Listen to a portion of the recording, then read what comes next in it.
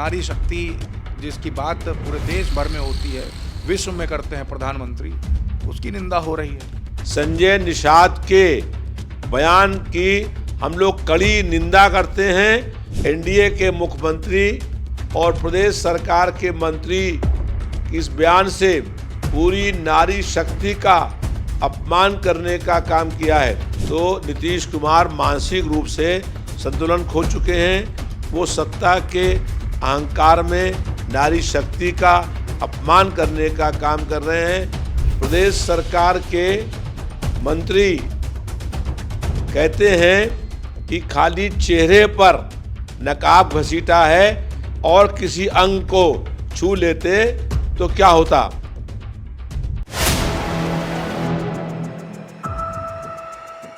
4 PM news network में आप सभी का स्वागत है। मैं हूं क्षितिज कांत। बिहार में एक घटना होती है। कार्यक्रम के दौरान मुख्यमंत्री नीतीश कुमार एक मुस्लिम महिला का हिजाब हटा देते हैं। उसके बाद आप देख रहे देश भर में बवाल सा मच जाता है। मुस्लिम महिलाएं विरोध करती हैं इस घटना का। उत्तर प्रदेश में भी कैबिनेट मंत्री हैं एनडीए गवर्नमेंट में संजय निषाद, उनका भी एक बयान काफ़ी वायरल हो जाता है जिसमें कहा जाता है कि उन्होंने आपत्तिजनक बयान दिया। काफ़ी निंदा होती है इस घटना के भी, मंत्री संजय निषाद की भी। हमारे साथ बात करने के लिए लखनऊ मध्य विधानसभा के विधायक रविदास मल्होत्रा जी हैं। विधायक जी, ये जो घटना हुई है, नारी शक्ति की बात होती है, महिला सशक्तिकरण की बात होती है, उसके बाद इस तरीके की घटना एनडीए गवर्नमेंट में मुख्यमंत्री हैं नीतीश कुमार, उत्तर प्रदेश में मंत्री हैं संजय निषाद, ऐसे बयानबाजी हो जाती है, ऐसी घटना हो जाती है कि नारी शक्ति जिसकी बात पूरे देश भर में होती है, विश्व में करते हैं प्रधानमंत्री, उसकी निंदा हो रही है। बिहार के मुख्यमंत्री नीतीश कुमार ने आयुष डॉक्टरों की नियुक्ति पत्र देने के समय एक महिला मुस्लिम डॉक्टर के चेहरे पर लगा नकाब अपने हाथ से नोच दिया और उसके बाद प्रदेश सरकार के मंत्री कहते हैं कि खाली चेहरे पर नकाब घसीटा है और किसी अंग को छू लेते तो क्या होता। इससे स्पष्ट हो गया है कि भारतीय जनता पार्टी की सरकार, एनडीए की सरकार महिलाओं का न सम्मान करती है और लगातार महिलाओं का अपमान करने का काम कर रही है। एनडीए के मुख्यमंत्री और प्रदेश सरकार के मंत्री इस बयान से पूरी नारी शक्ति का अपमान करने का काम किया है। ऐसा लग रहा है कि एनडीए सरकार के मुख्यमंत्री और मंत्री सत्ता के अहंकार में अपना मानसिक संतुलन खो बैठे हैं और इस तरीके का बयान दे रहे हैं जिससे नारी शक्ति का लगातार अपमान होने का काम हो रहा है।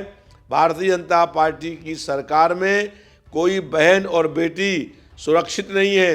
जब मुख्यमंत्री अपने हाथ से किसी महिला के नकाब को उतारने का और छीनने का काम करेंगे तो उसके बाद किसी भी महिला का सम्मान सुरक्षित नहीं रह गया है।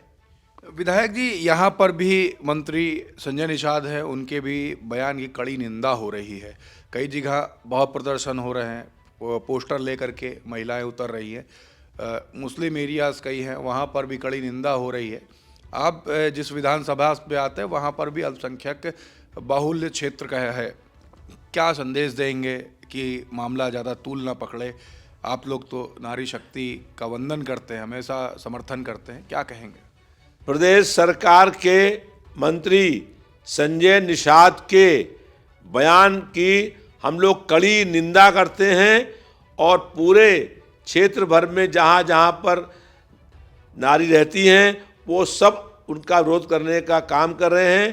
पूरे लखनऊ शहर में और प्रदेश के कई हिस्सों में संजय निषाद के बयान के खिलाफ महिलाएं सड़कों पर उतर करके भाजपा सरकार के खिलाफ आंदोलन करने का काम कर रही हैं और जब तक ऐसे मंत्री को बर्खास्त नहीं किया जाएगा, तब तक प्रदेश के नारी शक्ति लगातार संघर्ष करने का काम करेगी। मंत्री जी, नेताजी, एक सवाल और भी है। तमाम लोग सोशल मीडिया पर लिख रहे थे कि नीतीश कुमार जब तक इंडिया गठबंधन में थे तब तक सब कुछ सही था, जब से भाजपा के साथ या एनडीए गठबंधन में आ गए तब से मानसिक संतुलन काफ़ी बिगड़ गया है। इस तरीके की बातें करते हैं। आप लोग तो इंडिया गठबंधन में हैं, बड़े नेता हैं, मुलाकात भी होती होगी आपके तमाम नेताओं की। क्या वाकई में मानते हैं मानसिक संतुलन बिगड़ गया इस कारण से ऐसा हो रहा है, या कारण कुछ और मानते हैं? जब वो इंडिया गठबंधन में थे तो मुस्लिम लोगों का सम्मान करने का काम करते थे। जब से भाजपा के साथ चले गए हैं, जैसी सत्संग होता है वैसे ही विचार बदल जाते हैं। तो नीतीश कुमार मानसिक रूप से संतुलन खो चुके हैं। वो सत्ता के अहंकार में नारी शक्ति का अपमान करने का काम कर रहे हैं। इस घटना के बाद बिहार के मुख्यमंत्री को एक दिन भी सत्ता में रहने का कोई नैतिक अधिकार नहीं रह गया है। विधायक जी, सत्र भी शुरू होने जा रहा है। आप लोग हमेशा जनहित के मुद्दे उठाते हैं। इस बार कौन से बड़े मुद्दे होने वाले हैं जो आप लोग विधानसभा सत्र के दौरान उठाने जा रहे हैं? 19 दिसंबर से विधानसभा का सत्र शुरू होने जा रहा है।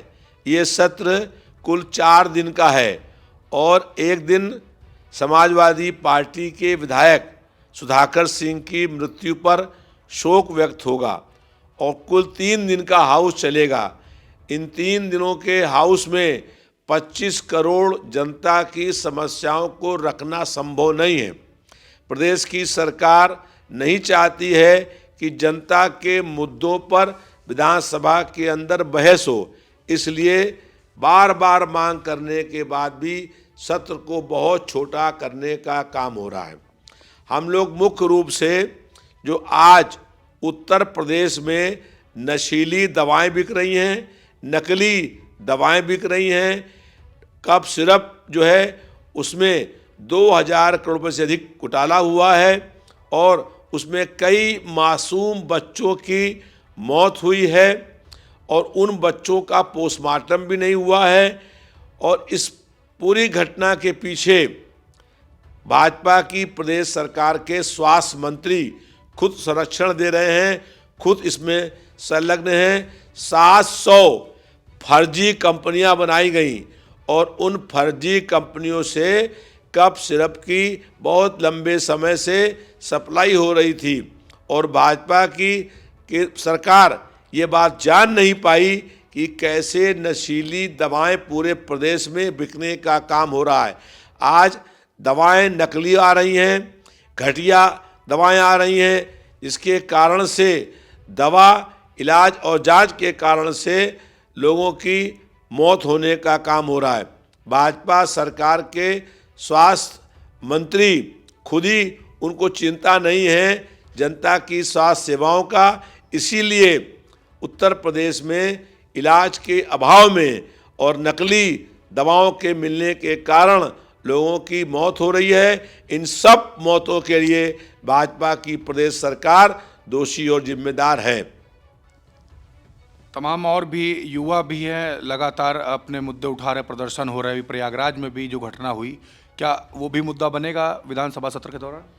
विधानसभा सत्र में जो प्रयागराज में छात्रों और युवकों के ऊपर लाठीचार्ज किया गया, उनको बल प्रयोग किया गया, उस मुद्दे को हम लोग उठाएंगे और भाजपा की सरकार दमन, जुल्म और तानाशाही से जनता की आवाज़ दबाना चाहती है।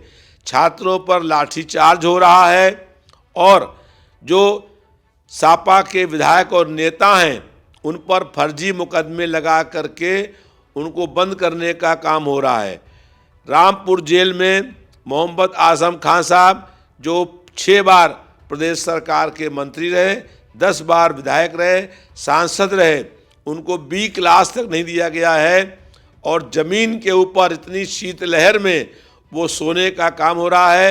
वो बीमार हो गए हैं, उन्हें खांसी आ रही है, कमर और रीढ़ की हड्डी में दर्द है, लेकिन कोई दवा और इलाज नहीं हो रहा है। तो भाजपा की सरकार दमन, जुल्म और तानाशाही से विपक्ष की आवाज़ दबाना चाहती है। हम भाजपा के सरकार के दमन जुल्म के आगे झुकने वाले नहीं हैं। हम सड़क से लेकर के और विधानसभा के अंदर तक सरकार को घेरने का काम करेंगे। इसके अलावा और भी कई महत्वपूर्ण मुद्दे हैं, जैसे शिक्षा विभाग में 86,000 करोड़ रुपए खर्च होने के बाद भी स्कूल में न बेंच है, न वहाँ पर पढ़ाई का इंतजाम है, जर्जर भवन है, खंडहर हो रहे हैं स्कूल और वहाँ पर पढ़ाई ठीक से नहीं हो रही है। इन तमाम मुद्दों को विधानसभा के अंदर उठाने का काम करेंगे। इसके अलावा महंगाई, बेरोजगारी, भ्रष्टाचार और बहन और बेटियों की जो उनके ऊपर उनका कोई इज्जत पर हमला हो रहा है, उन तमाम मुद्दों को लेकर के हम लोग विधानसभा के अंदर सरकार को घेरने का काम करेंगे। बहुत बहुत धन्यवाद विधायक जी। देख रहे तमाम मुद्दों पर हमारी बात हुई। बड़ा मुद्दा विधानसभा सत्र जो इस समय चलने जा रहा है उसको लेकर हमने बात की। नीतीश कुमार के द्वारा जो घटना हुई उसको लेकर के पूरे देश भर में सवाल खड़े हो रहे हैं, उसको लेकर हमने बात की। पूरी रिपोर्ट पर आपकी क्या प्रतिक्रिया है कमेंट बॉक्स में लिखिएगा और जुड़े रहिएगा 4 PM न्यूज़ नेटवर्क के साथ। और आपके भी कोई सवाल हैं आपके ज़मीनी नेता से तो अपने सवाल ज़रूर लिखिएगा, आपके सवाल पूछे जाएंगे। मैं हूं क्षितिज कांत, कैमरा पर्सन शुभम के साथ 4 PM न्यूज़ नेटवर्क के लिए। धन्यवाद।